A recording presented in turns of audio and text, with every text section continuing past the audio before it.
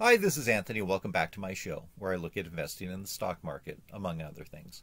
But first, remember this is not financial or investment advice. I'm not a financial advisor, just somebody on YouTube providing entertainment.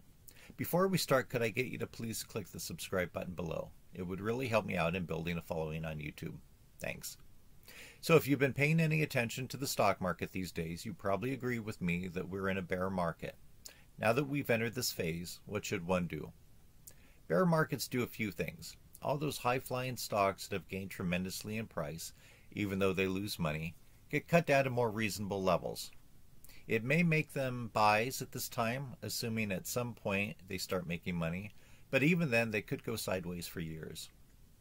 And if they really are crummy companies, they may slide down to bankruptcy or never just recover to the prices that you may have bought them at in the past.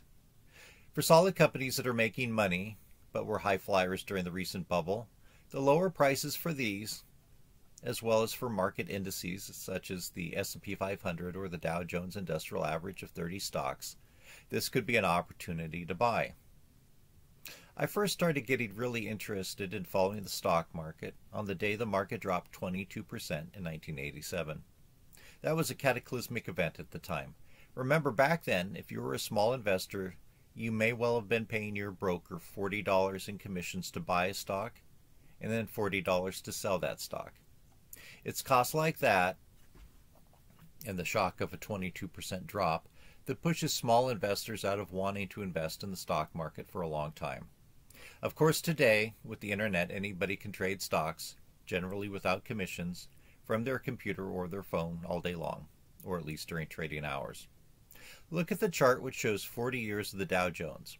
You can hardly see that 22% drop in 1987 in the grand scheme of things. When the market drops that much, people get too scared to buy. But even if you bought the day before the crash and held on, you'd be up nearly 4,000%. So what are some individual names that might work out well for an investor? And again, this is not investment advice, just some thoughts that might point you to do your own research on what is best for your own particular situation. How about Amazon, which for full disclosure is my largest holding? Year to date, it's down 10.45%, but for the past 5 years, it's up a respectable 261%. How about Tesla, my second largest holding?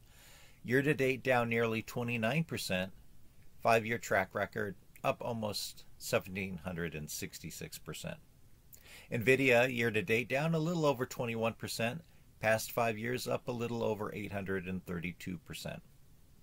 How about Facebook or Meta Platforms Incorporated, ticker symbol FB? It's down nearly 40% this year to date, which is almost 50 calendar days. But 5-year returns a respectable 52%. Facebook investors probably are feeling from the sting of that $86 a share drop on February 3rd. But are people going to stop using Facebook and Instagram and everything else? Isn't the metaverse the next evolutionary phase of the internet? In the future, looking back at the price of Facebook today, it may seem like it was a no-brainer buying opportunity. Right now, things may look kind of bad in the investment world.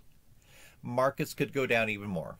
Inflation worries, conflicts overseas, political infighting in the United States can all contribute to a further decline in various measures of the market. But overall, markets don't stay down forever, and the United States is always facing real or imagined inflation worries and conflicts overseas and political infighting in D.C. These are things that we always face. We just sometimes forget the past and think that it's only an issue in the present. Just about every stock is down, and a lot of them deserve to be down because they are crappy companies that are losing money. But pulled down in this correction are good, solid profit-making companies that will have a reversal at some point and start going up in the future. The next bull market could start tomorrow, or it could start in 2 years. But investing in the stock market should, for the most part, always be a long-term endeavor for the investor. Again, my purpose with these videos is simply to try to suggest some ideas for you as an individual to use as a starting point for research. I do really appreciate everyone's comments on my videos, even if you really disagree with me. I would still love for you to leave a comment. It would really help me if you subscribe to this YouTube channel. Also, please view my other videos, and if you like them, click the like buttons on those. I'm on Instagram at Anthony R.R. Mills. You can follow me there. I sell old stock and bond certificates, among other things, on eBay with the username stock_tycoon. Thanks for watching.